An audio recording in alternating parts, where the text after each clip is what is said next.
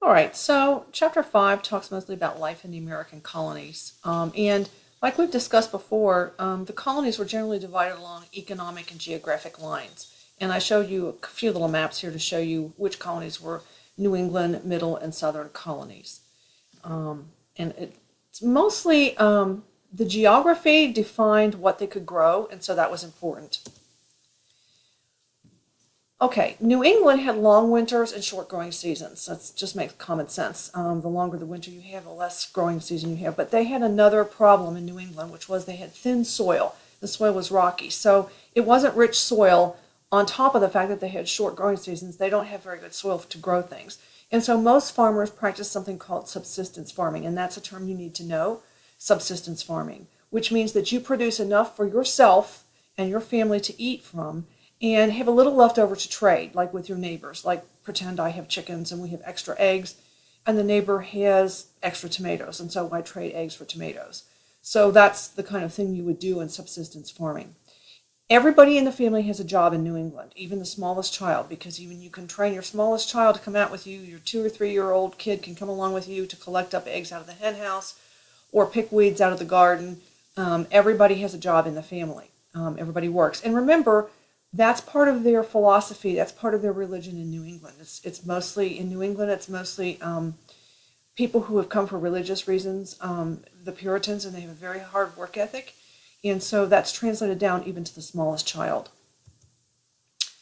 All right, and this is sort of an example of what I was telling you about how they built their church in the middle of the town. Every town had a church usually in the middle, and every town had a mill for grinding grain.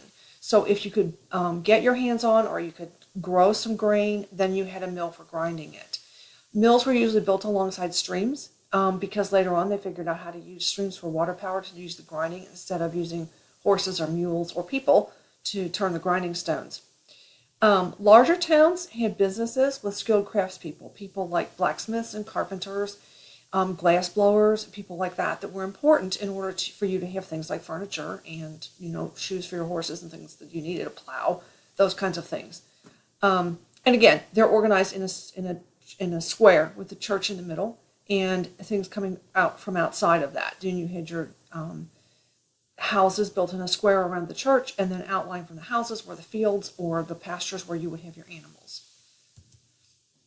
Okay, on the coast especially, the port towns and on the coast of New England, which is really where most of the people lived. They didn't move very far inland at first, especially. Shipbuilding and the export of lumber was a big business because by the 1600s and 1700s, England had cut down an awful lot of its trees. And while trees are a renewable resource, you have to take a long time for them to grow back. And so when, as I said before, when the British came and they saw this dense forest covering all of North America, they were pretty excited with it. And they began exporting those trees back to England pretty quickly. In fact, to the point where the king had special people come and mark trees that would be just used for England, that those trees should not be chopped down and used by the colonists. At one point, it became a bone of contention with the colonists because they wanted those trees for themselves, and they're like, we don't want to ship them back there. Fishing and whaling, as I said before, are also very important parts of the New England economy. Okay, middle colonies. Again, I told you these are the bread colonies. And I specified mostly, we were talking about William Penn and we were talking about the wheat. But the middle colonies also can grow corn. And we will talk about corn in depth a little bit more later because it caused some issues. Later on, when when the colonies become United States, they begin to want to tax some of this corn in its different forms, and there becomes a rebellion over it, but not yet. So we'll say that's later. But they grow wheat and corn, and it grows great there, and it tastes wonderful. If you've ever had corn straight out of a field, it tastes nothing like what you get even at HEB here. It's fantastic. These are called cash crops, though. That's an important term on this frame. Cash crops are something you grow in order to sell off. Obviously, like you can see the pictures on here, these farmers are growing enough of this crop to sell most of it off to make money. And with that money, they're going to buy the other food that their family needs.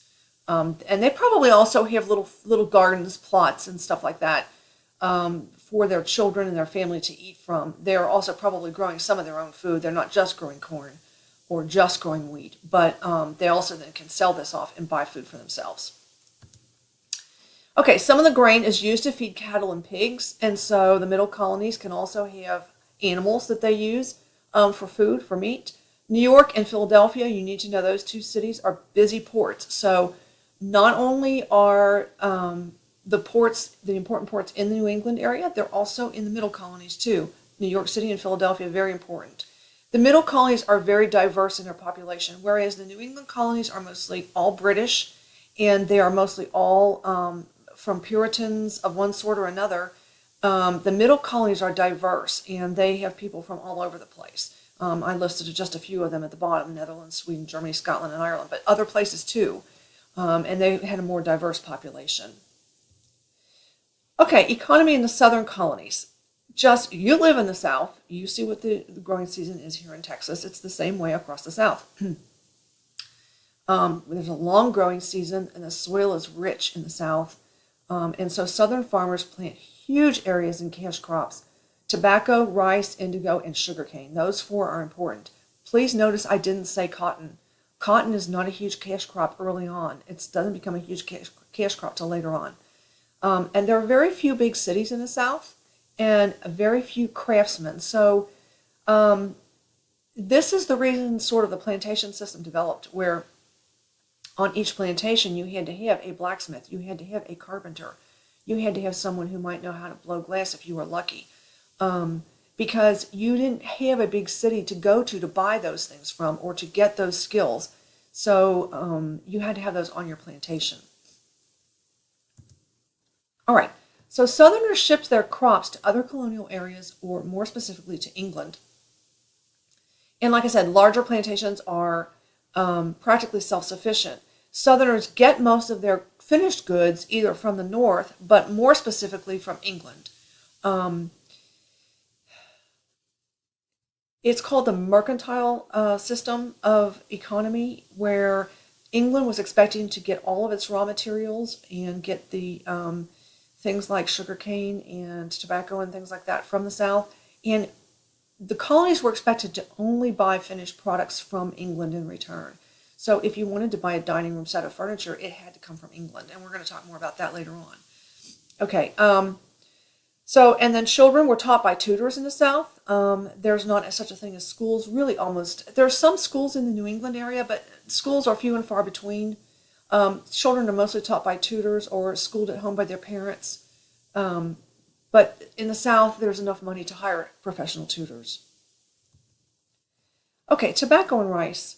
Tobacco was the main cash crop of the South for the longest time, and then rice followed pretty quickly there on after it, especially in South Carolina.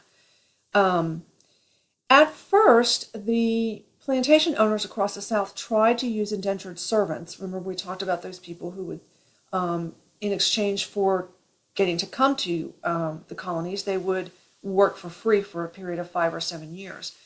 The plantation owners tried to use this at first. Of course, I'm not sure how hard they tried, but if you think about it logically, it didn't work out for them because they needed people who had very specific skills. And honestly, some of the slaves that were imported from Africa already had specific farming skills that the plantation owners needed. But even if not, they could teach a slave how to plant and harvest tobacco, how to watch after it as it grows. And that slave would learn that skill and know it for the rest of his life. And then, in fact, after generations, they would teach their children the same skills. Whereas if you had an indentured servant, you could teach that person that skill, and then after 5 or 7 years, that person's gone, and you have to teach the person the skill over again, a new person. And you may not get a person that's as good the next time. Or, it's dicey as to how much work you're going to get out of the person. So slavery became ingrained with the economy of the South because it became just so much easier for the plantation owners to have slaves, which I know that doesn't sound nice, but that's really how it happened. I mean, when you think about it, it makes sense in a very awful kind of way that that's how slavery became ingrained upon the South. Okay, let's talk about the backcountry for a minute. We've talked about the New England, the middle, and the southern colonies, but running up and down, and I've got a little map up here on the top left, running up and down the colonies in the westernmost part, up against the Appalachian area, was something called the back country.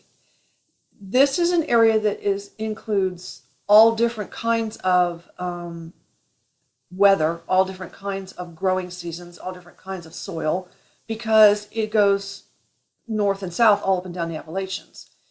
It is settled largely, and this is important, you see there on the frame, by Scots-Irish. These people were mostly poor when they came to the colonies, and a lot of them came as indentured servants. And once they were done being indentured servants, there wasn't a whole lot of land available for them to buy when they were done, not good farmland or coastal land for them to buy. And so when they went to go and farm for themselves and start a new life, they were kind of pushed towards this area called the backcountry. And these were most very small, almost subsistence farms. And these people hunted and traded with Native Americans. These people were sometimes at odds with the Native Americans, but usually most of them learned how to make sort of an uneasy peace with the Native Americans and get along with them to some extent, sort of to stay out of their way and get along with them for a certain extent. So that's the backcountry. Ironically, quite a few of our presidents came from families that had migrated to the backcountry. So that's the backcountry. All right, spread of slavery.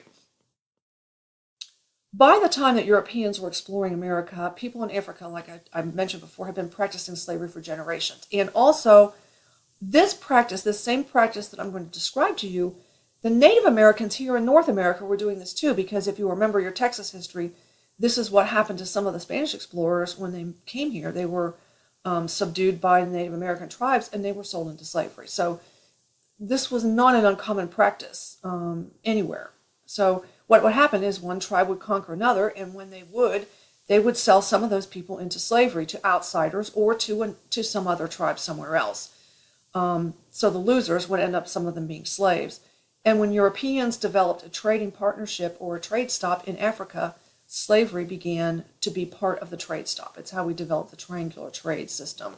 But again, it was not, as I said before, it was not Europeans roaming the African continent hunting down African Americans or Africans to enslave. They were being sold as slaves by Africans who were rounding them up on their own.